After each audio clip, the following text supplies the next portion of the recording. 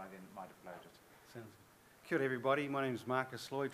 I'm the Group IT Manager for Te Runanga Nui o Ngati Porou, and I take the luxury and the liberties right now to define myself whichever way I want, because when they said I could present, I decided I'll put on my avatar today, and today I'm going to be a futurist and a dreamer, and hopefully a problem solver as well. So it's exciting to be here. I'm going to try not to pretend like I'm that excited so I can keep my cool demeanour, but won't happen because I'll just start talking and I'll talk faster and faster and get more excited. The reason that I guess that I'm here today is to talk about some of the innovations that we're working through in the region, individually and as a part of our organisations that we're with. The first reason is sitting in the seat just behind Andrew over here. It's my little daughter, and her name is Azriel, and she's all shy over here. Now, Azriel is the reason that this started for me. She got sick about 4 times in a row. Mum took her to the doctor. The first time came back, looks like just a normal cold. Second time came back, a cold, here's some antibiotics. Third time, back to the doctor, came back over a period of 3-4 weeks now.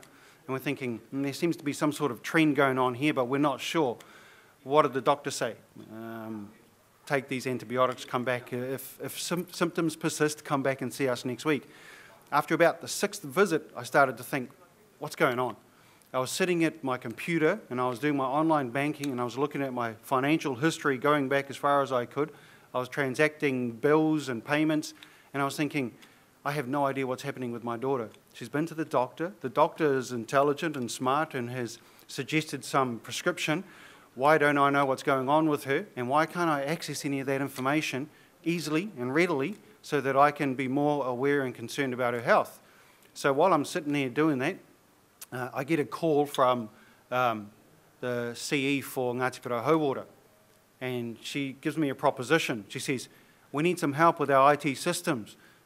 Would you be interested in coming to help out? And I says, can I do whatever I want?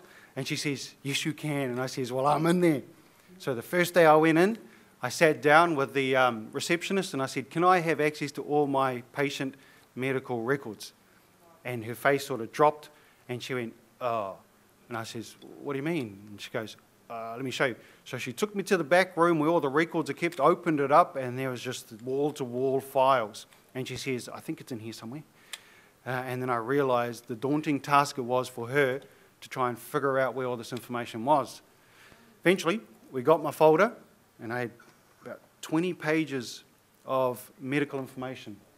So after the 20 pages of physical stuff, I says, is there a way?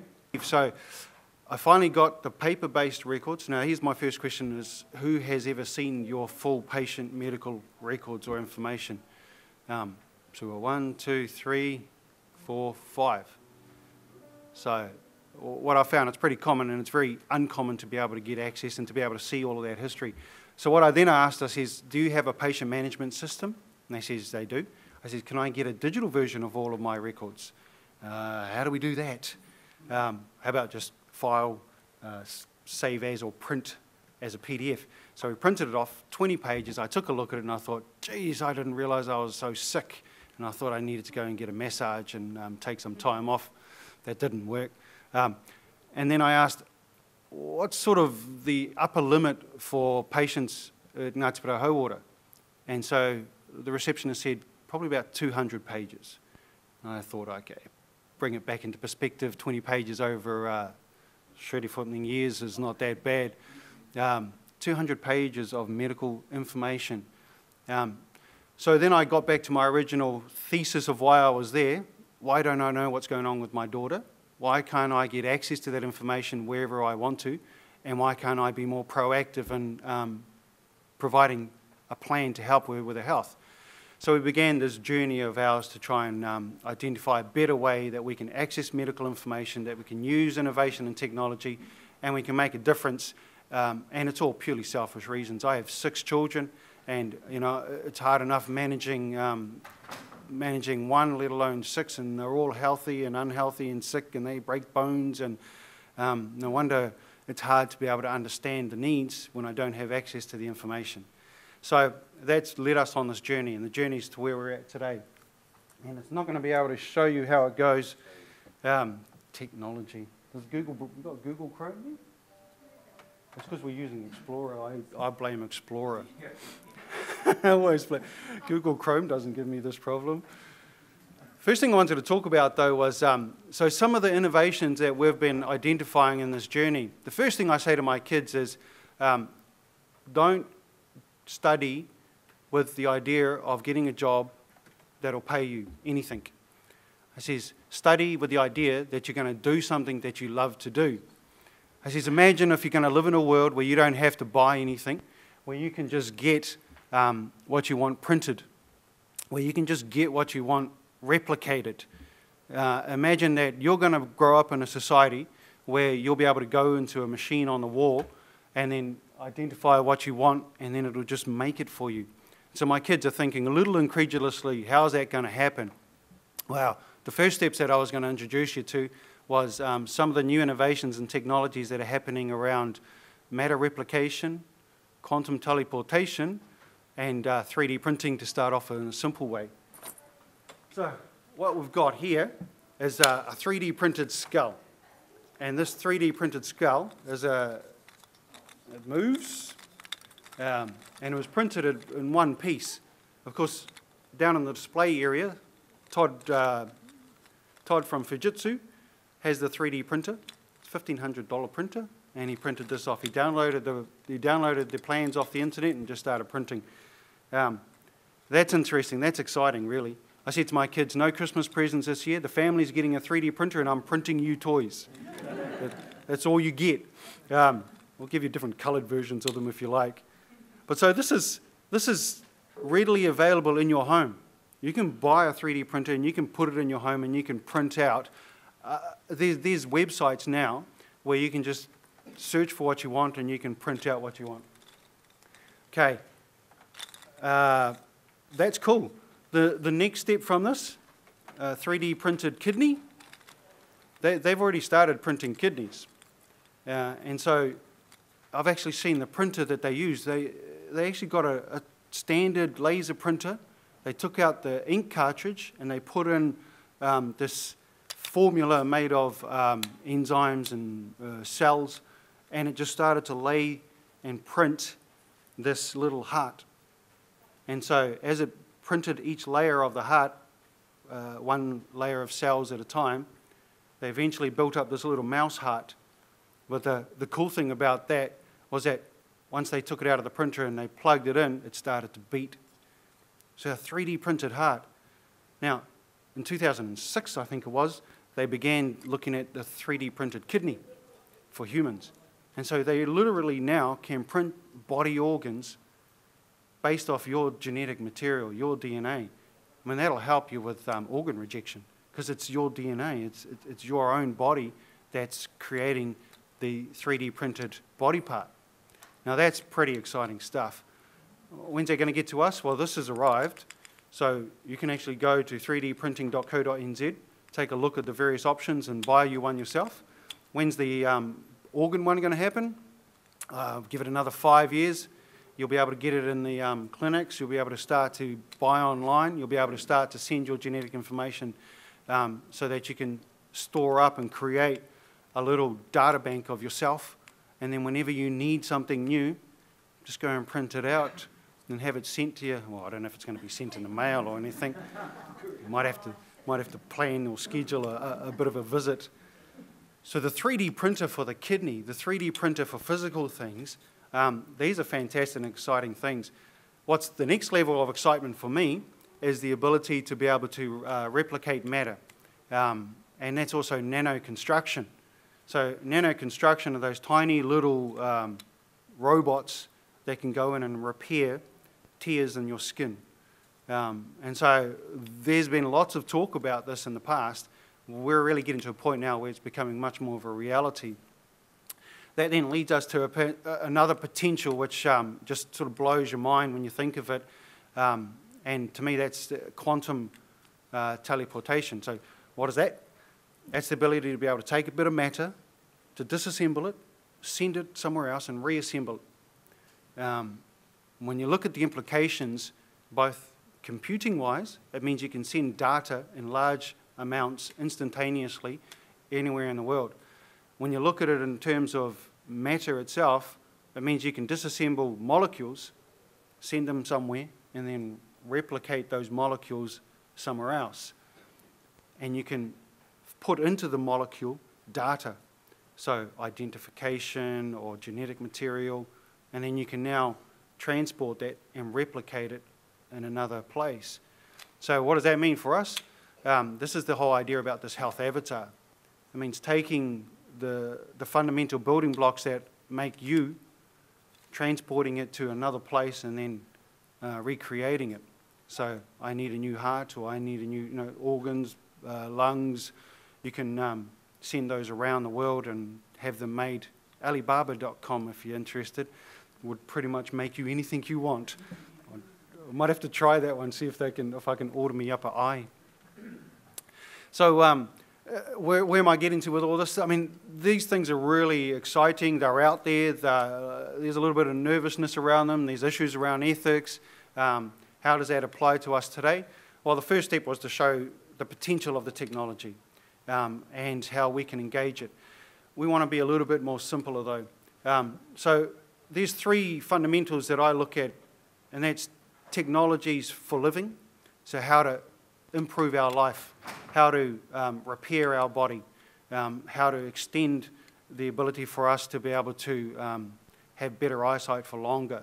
And so that's where nanobots and that's where technology can fix what we already have. Then you got technology to, so you've got technology for living, technology to improve your living. And so that's improving our living now is where we can get the new printed body part and we can extend our life. One of the things I wanted to show you here was a guy called Aubrey de Grey. Now, Aubrey de Grey works for this foundation called the SENS Foundation and the Methuselah Foundation, and his work is to extend the human lifespan. And he believes that it might be possible to extend the human lifespan to at least 150 years within the next 10 years. And then after 10 years, the exponential curve of development and technology will allow you to extend your lifespan to, he believes, 1,000 years within the next 20-odd years. So, in other words, what he's saying is that living now are candidates for the first people who would be able to apply therapies, gene therapies and scientific therapies to extend your life to 1,000 years. So there was a person in the audience who was talking saying, would I be a candidate? Aubrey looked at him and says, you might need to lose a little bit of weight, but if you can extend yourself to the next 10 years, the technology might be available to help you extend your life to 1,000 years. Now, he also discusses the pros and cons and the ethics and the values of why you want to live that long and would that really benefit us. The point is, and there's science behind this, is that at the exponential rate of development of technology, things that we thought impossible 10 years, 20 years, 50 years ago are now commonplace. 3D printing. The fact that you can get 1 billion people all connected together into one network, and I'm talking about Facebook here, for example, which is non-sovereign based, so it's not a government-based thing, and then you can communicate and interact with them, you can share data, you can do all sorts of things. I mean, that sort of conceptual thinking, even 50 years ago, was probably unfathomable. So, that stuff aside, can we live for 1,000 years? Can I reproduce my body parts? If it wears out, can I just get myself a new one? That's all pretty exciting, but sometimes we think it's a little bit out there. Well, what we're doing now, and some of the research that Ngati Porou Hauora has done, particularly with the University of Otago, is to collect the digital DNA of 200 Ngati Porou men, and we've done it through a gout project. And now we have that digital DNA, including mine, stored and securely with the University of Otago. The question is, what do we do with it? How do we use that to benefit us? well, if I'm going to create a little personal data bank where I can then get the materials to print future body parts, we've already started the process. I've already, got my genetic material and DNA ready to do that. So that's a project which Ngati Porou engaged in about 2 years ago now, and now we're looking at the next stages for us. So that's when it moves us to the second part of what I'm about. I need to ask, how long do we have? You've got about 6 minutes. 6 minutes. Including questions. Including questions. And this comes to what we're actually working on now. So working with a number of, we've got some interns, we've also got some great developers who've been assisting us, including the co-check. We're looking at putting together a 3D health avatar on an application, so iPad or a tablet. And essentially, it's a 3D replication of myself with a slider from my first medical record, which would be prenatal, to where I am today. We have all of our medical information in our patient management system already. So we're bringing that information and we convert it into a visual format with a 3D little avatar that I can spin around by touching it, moving it, zooming in and out. And as I run my slider across the bottom, I can see when I was a little baby, so the avatar shrinks and I get cuter. And I can see all of the different components of issues that I had in my historical path. So when I was 10, I can see that I broke a toe. And then on the 3D avatar that we're designing, you'll be able to touch that toe and it'll bring you up all the medical information. It'll also bring you the x-ray that you had. And all this is available and will be accessible via Wi-Fi or cellular. So it'll also give us a place to put all of our genetic information for myself, so I can now see what I'm made of, and I can take a bit more control over that. What else can it do? It's also an alarm and an alert system. So as an iPad, if it's docked up on the wall and it's time for you to take your medication, it'll just flash red until you touch it and acknowledge that you've actually gone and taken your medication. Now, it's also networked back to the clinic. And so the clinician sits there and can see of all the people who are participating that these 3 people didn't touch the alarm. So they can now push the next button and just do a straight video conference to that person on their iPad and say, are you okay? You haven't touched the alert to say that you've taken your medications, or to book into your appointment. Other components of this as well that we're looking at is to do your observations. So if you have high blood pressure, if you need to do your sugars on a regular basis and check where they're at, if you want to test your lung capacity, we have devices that are available freely now on the market where you can measure your heartbeat and you can Wi-Fi the results to your tablet. And then the tablet can load it up into your health avatar so you can see a running real-time review of your health. And that information, of course, can also be shared back to your clinician. So your clinician can also see.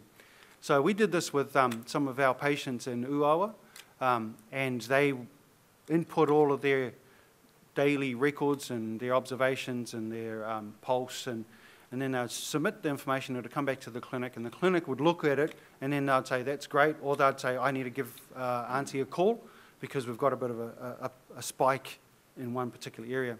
So one day, the results came through, and there was this wild spike in the results. The nurse got all nervous, so she rang up the auntie and she says, what's going on? Are you okay? Are you feeling all right? And she goes, yeah, everything's fine, What do you mean? And she says, well, we've just looked at your results and you've got this massive spike in your blood sugars.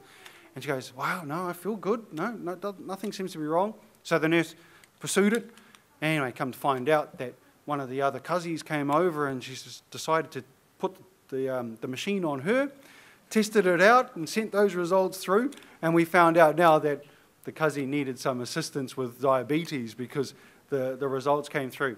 But what was good about it was that it was whānau sharing with whānau the tools to help measure, because they could see the results in real time, and that connecting back to the clinic. So the clinic is not waiting ambulance at the bottom of the cliff to be able to engage. And so through this project, we were able to prevent a number of hospitalizations because we had the information and we were able to intervene.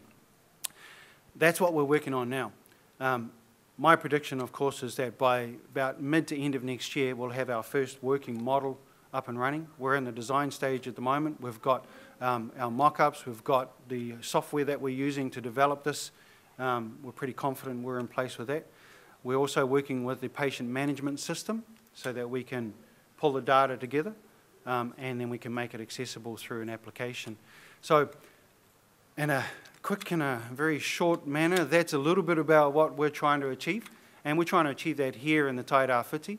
The innovation and the technology that we're doing here is interesting. Auckland University, they have Health Informatics in New Zealand organisation, which are very excited about what we're doing here.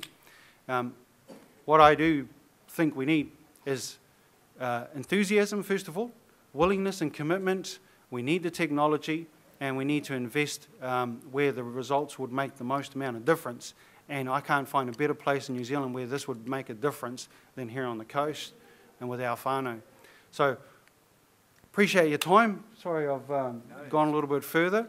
That's all good, but all the questions are going to have to come to you directly. That's fine. Anytime you want to, you feel free to get a hold of me. There's a few people who know where I'm at. So I appreciate your time, and I hope you can get as excited about the future of our healthcare and our control over our healthcare as individuals.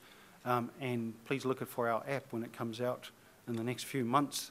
So kia ora everybody. Appreciate your time.